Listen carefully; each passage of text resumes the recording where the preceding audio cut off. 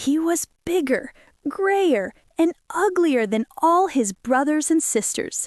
Pecked, pushed, and laughed at, he was an outcast from the day he was born. But this is a story that proves what's on the inside is what truly matters. Hello, and welcome to MagicSurprise F. Today, we bring you one of the most beloved and inspiring fairy tales ever written, a story of hope and transformation from the master storyteller Hans Christian Andersen. Story: The Ugly Duckling. It was lovely summer weather in the country, and the golden corn, the green oats, and the haystacks piled up in the meadows looked beautiful. The stork, walking about on his long red legs, chattered in the Egyptian language, which he had learnt from his mother. The cornfields and meadows were surrounded by large forests, in the midst of which were deep pools. It was indeed delightful to walk about in the country. In a sunny spot stood a pleasant old farmhouse close by a deep river, and from the house down to the waterside grew great burdock leaves, so high that under the tallest of them a little child could stand upright. The spot was as wild as the center of a thick wood. In this snug retreat sat a duck on her nest, watching for her young brood to hatch. She was beginning to get tired of her task, for the little ones were a long time coming out of their shells, and she seldom had any visitors. The other ducks liked much better to swim about in the river than to climb the slippery banks and sit under a burdock leaf to have a gossip with her. At length, one shell cracked, and then another, and from each egg came a living creature that lifted its head and cried, "Peep, peep!" "Quack, quack!" said the mother, and then they all quacked as well as they could, and looked about them on every side at the large green leaves. Their mother allowed them to look as much as they liked, because green is good for the eyes. "How large the world is!" said the young ducks, when they found how much more room they now had than while they were inside the eggshell. "Do you imagine this is the whole world?" asked the mother. "Wait till you have seen the garden. It stretches far beyond that to the parson's field, but I have never ventured to such a distance. Are you all out?" she continued, rising. "No, I declare the largest egg lies there still. I wonder how long this is to last. I am quite tired of it," and she seated herself again on the nest. "Well, how are you getting on?" asked an old duck who paid her a visit. "One egg is not hatched yet," said the duck. "It will not break, but just look at all the others. Are they not the prettiest little ducklings you ever saw? They are the image of their father, who is so unkind he never comes to see." "Let me see the egg that will not break," said the duck. "I have no doubt it is a turkey's egg. I was persuaded to hatch some once, and after all my care and trouble with the young ones, they were afraid of the water. I quacked and clucked, but all to no purpose. I could not get them to venture in. Let me look at the egg. Yes, that is a turkey's egg. Take my advice. Leave it where it is and teach the other children to swim." "I think I will sit on it a little while longer," said the duck. "As I have sat so long already, a few days will be nothing." "Please yourself," said the old duck, and she went away. At last the large egg broke, and a young one crept forth crying, "Peep, peep!" It was very large and ugly.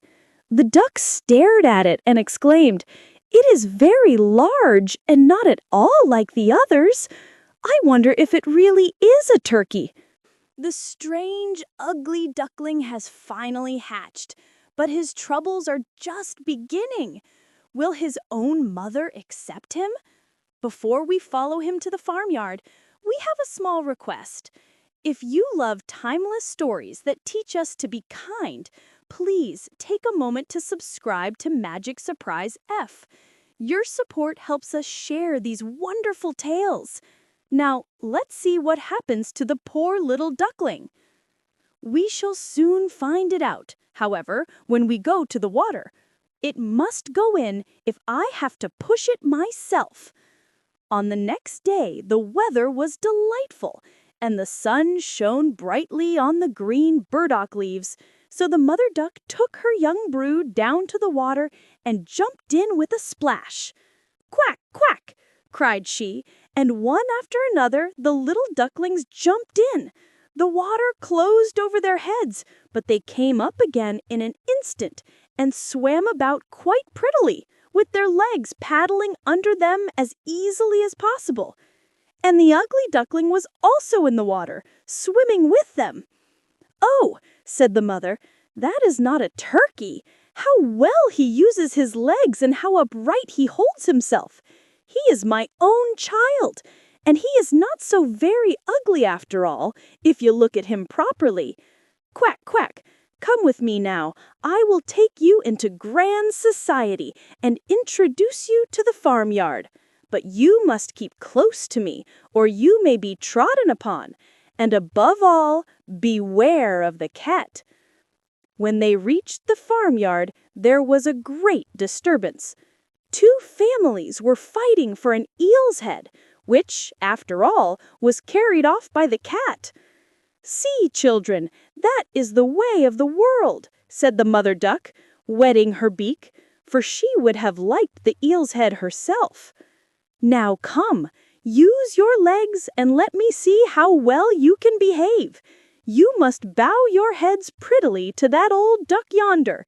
She is the highest born of them all, and has Spanish blood, therefore she is well off. Don't you see she has a red flag tied to her leg, which is something very grand and a great honor for a duck? It shows that everyone is anxious not to lose her, as she can be recognized by both man and beast. Come now, don't turn your toes. A well-bred duckling spreads his feet wide apart, just like his father and mother. In this way, now bend your neck and say quack." The ducklings did as they were bid, but the other ducks stared and said, "Look, here comes another brood, as if there were not enough of us already. And what a queer-looking object one of them is. We don't want him here." And then one flew out and bit him in the neck. "Let him alone," said the mother. "He is not doing any harm." "Yes, but he is so big and ugly," said the spiteful duck, "and therefore he must be turned out." "The others are very pretty children," said the old duck, with the rag on her leg. "All but that one. I wish his mother could improve him a little." "That is impossible, your grace," replied the mother. "He is not pretty, but he has a very good disposition and swims as well or even better than the others. I think he will grow up strong and able to take care of himself." "The other ducklings are graceful enough," said the old duck. "Now, make yourself at home, and if you can find an eel's head, you can bring it to me." And so they made themselves comfortable. But the poor duckling who had crept out of his shell last of all and looked so ugly was bitten and pushed and made fun of, not only by the ducks, but by all the poultry. "He is too big," they all said. And the turkey cock, who had been born into the world with spurs and fancied himself really an emperor, puffed himself out like a vessel in full sail, and flew at the duckling, and became quite red in the head with passion, so that the poor little thing did not know where to go, and was quite miserable because he was so ugly and laughed at by the whole farmyard. So it went on from day to day till it got worse and worse. The poor duckling was driven about by everyone. Even his brothers and sisters were unkind to him, and would say, "Oh, you ugly creature, I wish the cat would get you." And his mother said she wished he had never been born. The ducks pecked him, the chickens beat him, and the girl who fed the poultry kicked him with her feet. So at last he ran away, frightening the little birds in the hedge as he flew over the palings. "They are afraid of me because I am ugly," he said. So he closed his eyes and flew still further until he came out on a large moor inhabited by wild ducks. Here he remained the whole night, feeling very tired and sorrowful. In the morning, when the wild ducks rose in the air, they stared at their new comrade. "What sort of a duck are you?" they all said, coming round him. He bowed to them and was as polite as he could be, but he did not reply to their question. "You are exceedingly ugly," said the wild ducks, "but that will not matter if you do not want to marry one of our family." Poor thing, he had no thoughts of marriage. All he wanted was permission to lie among the rushes and drink some of the water on the moor.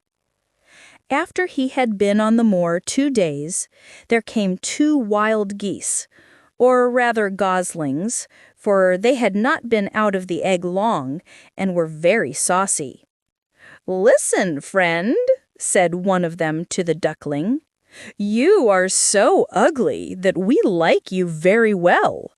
Will you go with us and become a bird of passage? Not far from here is another moor, in which there are some pretty wild geese, all unmarried. It is a chance for you to get a wife. You may be lucky, ugly as you are." "Pop, pop," sounded in the air, and the 2 wild geese fell dead among the rushes, and the water was tinged with blood. "Pop, pop," echoed far and wide in the distance, and whole flocks of wild geese rose up from the rushes. The sound continued from every direction, for the sportsmen surrounded the moor, and some were even seated on branches of trees overlooking the rushes. The blue smoke from the guns rose like clouds over the dark trees, and as it floated away across the water, a number of sporting dogs bounded in among the rushes, which bent beneath them wherever they went. How they terrified the poor duckling! He turned away his head to hide it under his wing, and at the same moment a large, terrible dog passed quite near him. His jaws were open, his tongue hung from his mouth, and his eyes glared fearfully. He thrust his nose close to the duckling, showing his sharp teeth, and then splash, splash he went into the water without touching him. "Oh," sighed the duckling, "how thankful I am for being so ugly. Even a dog will not bite me." And so he lay quite still while the shot rattled through the rushes, and gun after gun was fired over him. It was late in the day before all became quiet, but even then the poor young thing did not dare to move. He waited quietly for several hours, and then, after looking carefully around him, hastened away from the moor as fast as he could. He ran over field and meadow till a storm arose and he could hardly struggle against it. Towards evening, he reached a poor little cottage that seemed ready to fall, and only remained standing because it could not decide on which side to fall first. The storm continued so violent that the duckling could go no farther. He sat down by the cottage, and then he noticed that the door was not quite closed in consequence of one of the hinges having given way. There was therefore a narrow opening near the bottom, large enough for him to slip through, which he did very quietly and got a shelter for the night. A woman, a tomcat, and a hen lived in this cottage. The tomcat, whom the mistress called "my little son," was a great favorite. He could raise his back and purr, and even throw out sparks from his fur if it were stroked the wrong way. The hen had very short legs, so she was called Chickie Shortlegs. She laid good eggs, and her mistress loved her as if she had been her own child. In the morning, the strange visitor was discovered, and the tomcat began to purr, and the hen to cluck. "What is that noise about?" said the old woman, looking around the room. But her sight was not very good. Therefore, when she saw the duckling, she thought it must be a fat duck that had strayed from home. "Oh, what a prize!" she exclaimed. "I hope it is not a drake, for then I shall have some duck's eggs. I must wait and see." So the duckling was allowed to remain on trial for 3 weeks, but there were no eggs. Now the tomcat was the master of the house, and the hen was the mistress. And they always said, "we and the world," for they believed themselves to be half the world, and the better half too.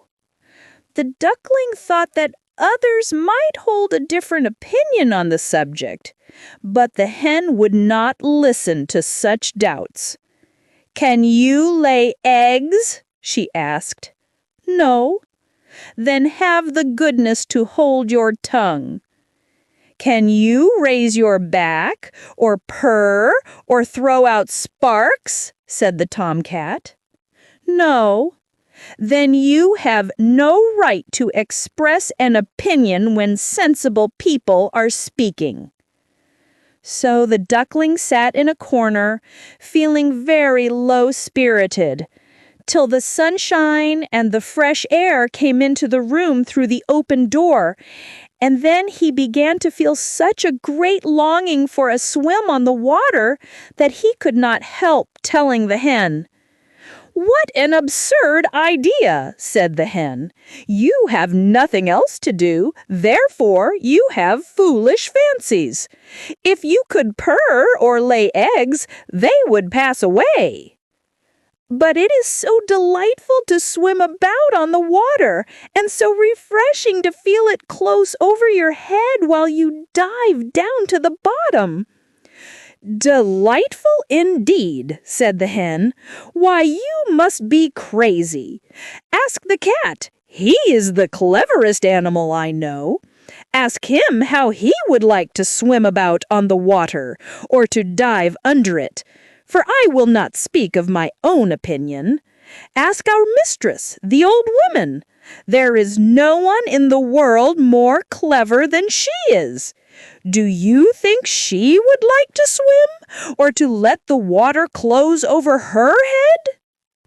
"You don't understand me," said the duckling. "We don't understand you. Who can understand you, I wonder? Do you consider yourself more clever than the cat or the old woman? I will say nothing of myself. Don't imagine such nonsense, child, and thank your good fortune that you have been received here. Are you not in a warm room and in society from which you may learn something? But you are a chatterer, and your company is not very agreeable. Believe me, I speak only for your own good. I may tell you unpleasant truths, but that is a proof of my friendship. I advise you, therefore, to lay eggs and learn to purr as quickly as possible." "I believe I must go out into the world again," said the duckling. "Yes, do," said the hen. So the duckling left the cottage and soon found water on which it could swim and dive, but was avoided by all other animals because of its ugly appearance. Autumn came, and the leaves in the forest turned to orange and gold. Then, as winter approached, the wind caught them as they fell and whirled them in the cold air. The clouds, heavy with hail and snowflakes, hung low in the sky, and the raven stood on the ferns crying, "Croak, croak!" It made one shiver with cold to look at him. All this was very sad for the poor little duckling.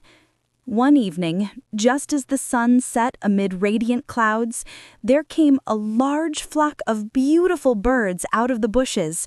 The duckling had never seen any like them before. They were swans, and they curved their graceful necks while their soft plumage shone with dazzling whiteness. They uttered a singular cry as they spread their glorious wings and flew away from those cold regions to warmer countries across the sea. As they mounted higher and higher in the air, the ugly little duckling felt quite a strange sensation as he watched them. He whirled himself in the water like a wheel, stretched out his neck towards them, and uttered a cry so strange that it frightened himself. Could he ever forget those beautiful, happy birds? And when at last they were out of his sight, he dived under the water and rose again almost beside himself with excitement. He knew not the names of these birds, nor where they had flown, but he felt towards them as he had never felt for any other bird in the world. He was not envious of these beautiful creatures, but wished to be as lovely as they. Poor ugly creature! How gladly he would have lived even with the ducks had they only given him encouragement. The winter grew colder and colder. He was obliged to swim about on the water to keep it from freezing. But every night the space on which he swam became smaller and smaller. At length it froze so hard that the ice in the water crackled as he moved, and the duckling had to paddle with his legs as well as he could to keep the space from closing up. He became exhausted at last, and lay still and helpless, frozen fast in the ice. Early in the morning, a peasant who was passing by saw what had happened. He broke the ice in pieces with his wooden shoe and carried the duckling home to his wife. The warmth revived the poor little creature, but when the children wanted to play with him, the duckling thought they would do him some harm, so he started up in terror, fluttered into the milk pan and splashed the milk about the room. Then the woman clapped her hands, which frightened him still more. He flew first into the butter cask, then into the meal tub, and out again. What a condition he was in! The woman screamed and struck at him with the tongs. The children laughed and screamed and tumbled over each other in their efforts to catch him, but luckily he escaped. The door stood open. The poor creature could just manage to slip out among the bushes and lie down quite exhausted in the newly fallen snow. It would be very sad were I to relate all the misery and privations which the poor little duckling endured during the hard winter. But when it had passed, he found himself lying one morning in the moor amongst the rushes. He felt the warm sun shining and heard the lark singing and saw that all around was beautiful spring. Then the young bird felt that his wings were strong as he flapped them against his sides and rose high into the air. They bore him onwards until he found himself in a large garden before he well knew how it had happened. The apple trees were in full blossom, and the fragrant elders bent their long green branches down to the stream, which wound round a smooth lawn. Everything looked beautiful in the freshness of early spring. From a thicket close by came 3 beautiful white swans, rustling their feathers and swimming lightly over the smooth water. The duckling remembered the lovely birds and felt more strangely unhappy than ever. "I will fly to those royal birds," he exclaimed, "and they will kill me because I am so ugly and dared to approach them. But it does not matter. Better be killed by them than pecked by the ducks, beaten by the hens, pushed about by the maiden who feeds the poultry, or starved with hunger in the winter." Then he flew to the water and swam towards the beautiful swans. The moment they espied the stranger, they rushed to meet him with outstretched wings. "Kill me," said the poor bird, and he bent his head down to the surface of the water and awaited death. But what did he see in the clear stream below? His own image. No longer a dark gray bird, ugly and disagreeable to look at, but a graceful and beautiful swan. To be born in a duck's nest in a farmyard is of no consequence to a bird if it is hatched from a swan's egg. He now felt glad at having suffered sorrow and trouble, because it enabled him to enjoy so much better all the pleasure and happiness around him. For the great swans swam round the newcomer and stroked his neck with their beaks as a welcome. Into the garden presently came some little children and threw bread and cake into the water. "See," cried the youngest, "there is a new one." And the rest were delighted and ran to their father and mother, dancing and clapping their hands and shouting joyously, "There is another swan come! A new one has arrived!" Then they threw more bread and cake into the water and said, "The new one is the most beautiful of all. He is so young and pretty." And the old swans bowed their heads before him. Then he felt quite ashamed and hid his head under his wing, for he did not know what to do. He was so happy and yet not at all proud. He had been persecuted and despised for his ugliness, and now he heard them say he was the most beautiful of all the birds. Even the elder tree bent its boughs into the water before him, and the sun shone warm and bright. Then he rustled his feathers, curved his slender neck, and cried joyfully from the depths of his heart, "I never dreamed of such happiness as this while I was an ugly duckling." And so the little bird who had endured so much hardship finally found where he belonged and discovered the beautiful truth of who he really was. We hope this wonderful story of the Ugly Duckling has inspired you. If you love timeless fairy tales that warm the heart, please show your support by subscribing to our YouTube channel, MagicSurprise F. Remember to click the bell icon so you're notified of all our new stories. Your likes, comments, and shares help us bring these magical tales to everyone. Let us know what this classic story means to you. Thank you for listening, and we'll see you again with another fairy tales and short stories for children.